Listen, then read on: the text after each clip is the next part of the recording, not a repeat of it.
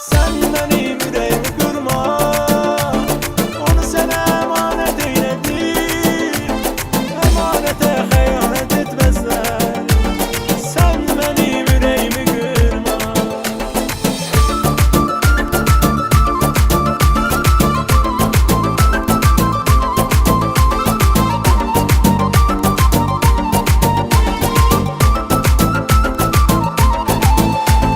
Besti bu küsmek, bu barışmaklar, kinayeli sözle danışmaklar. Küsüp sonra barışmaktan ötürü geceli seyre kadar yazışmaklar.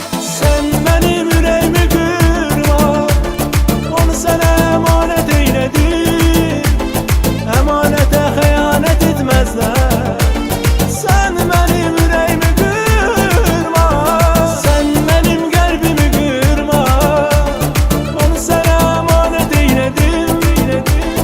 Emanete hıyanet etmezler. Sen benim kalbimi kırma.